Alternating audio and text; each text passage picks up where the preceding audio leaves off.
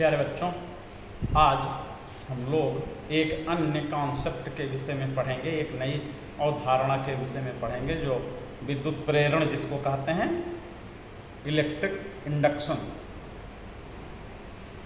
इसमें दोनों घटनाएं एक साथ घटित होती हैं, यानी चुंबकीय गुण भी रहता है विद्युत धारा का और चुंबक का विद्युत धारा वाला प्रभाव भी रहता है, जिसको हम लोग पढ़ेंगे।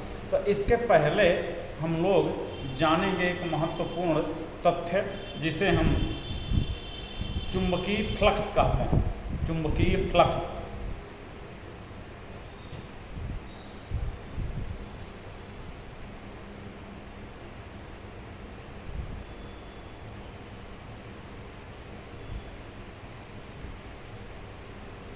Magnetic flux.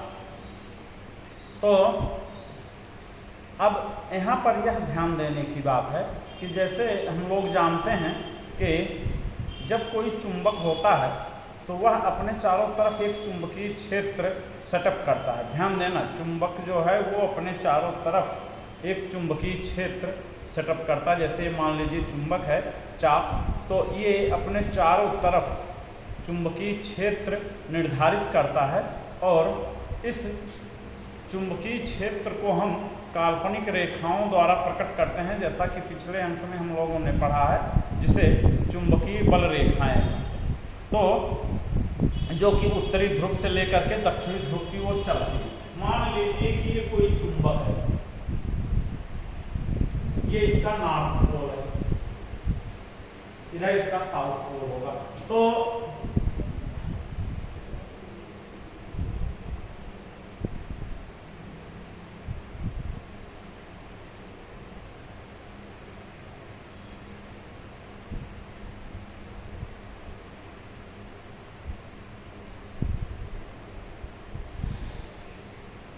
ये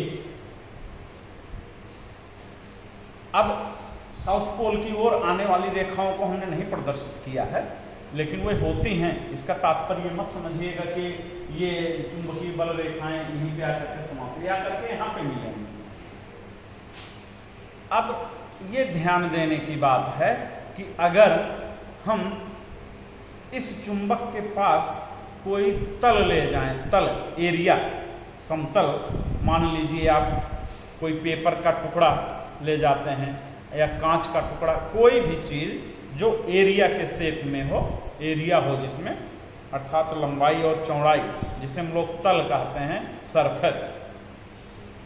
तो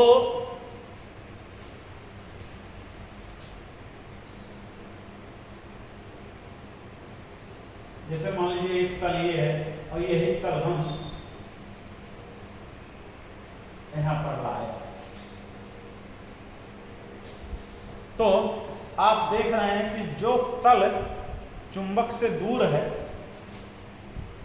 इसमें से कम चुंबकीय बल रेखाएं गुजर रही हैं और जो तल चुंबक के अत्यंत पास है उसमें से अधिक चुंबकीय बल रेखाएं गुजर रही हैं। अब इसी को अगर हम एकदम इसके पास ला करके रख दें तो इसमें से बहुत अधिक चुंबकीय बल रेखाएं गुजरने लगेंगी।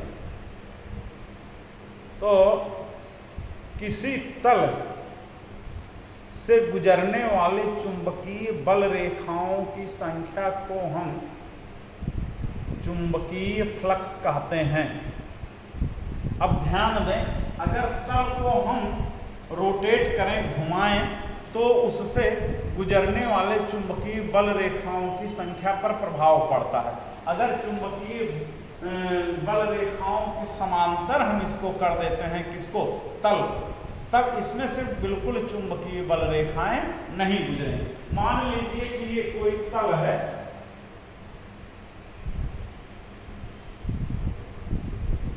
तो ये इसके तल पर अभिलंब है, नॉर्मल जिसको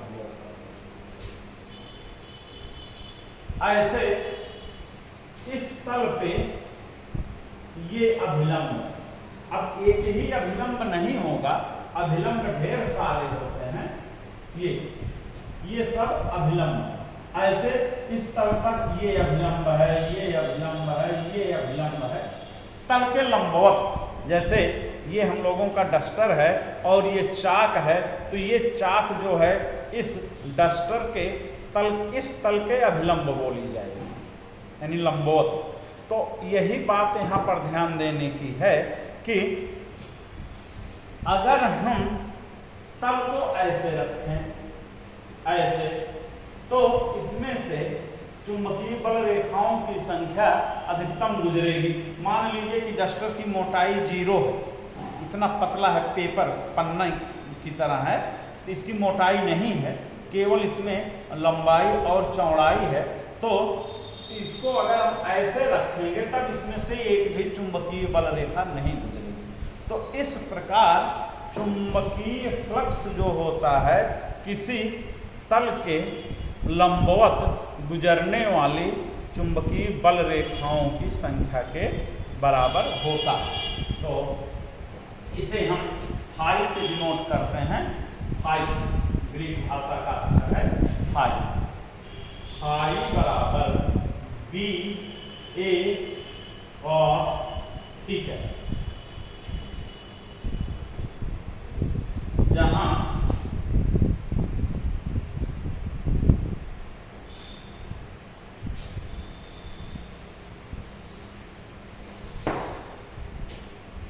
अब देखें ये चुंबकीय क्षेत्र की दिशा हो जाएगी, ये चुंबकीय क्षेत्र की दिशा, और ये अभिलंब की दिशा हो गई। तो अभिलंब की दिशा और चुंबकीय क्षेत्र की दिशा दोनों एक ही दिशा में हैं। तो थीटा बराबर 0 अंश और कास 0 का मान जो होता है वो 1 होता है।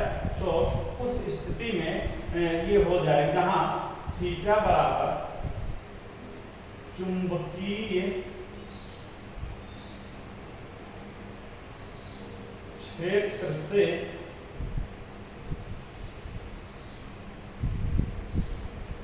तल के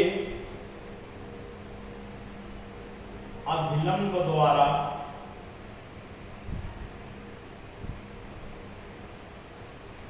बनाया गया कोण है।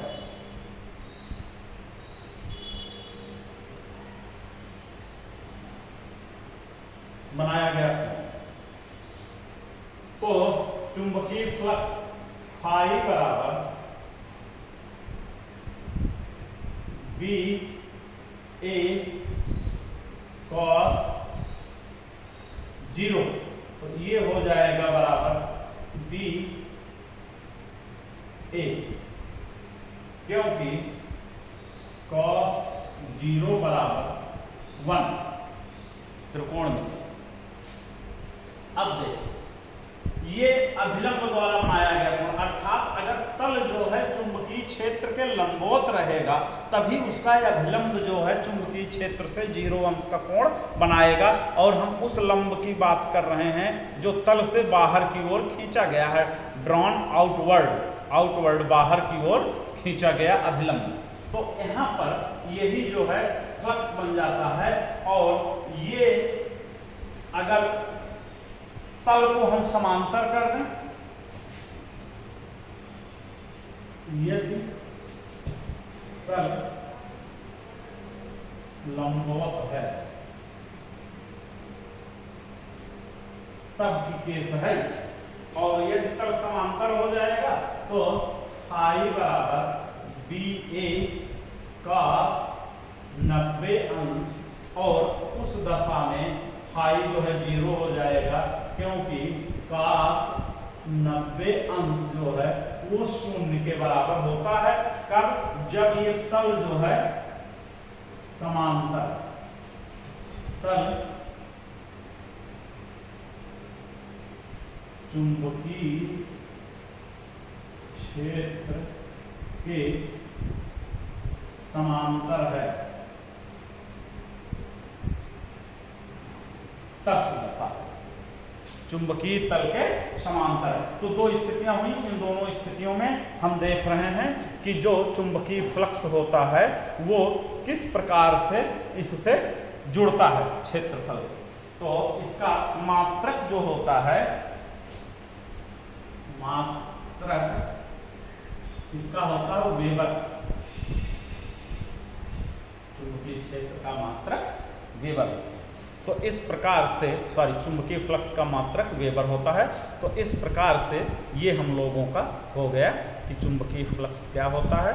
अब कल के अंक में हम इसी चुंबकीय फ्लक्स के आधार पर पढ़ेंगे कि क्या होता है विद्युत प्रेरण।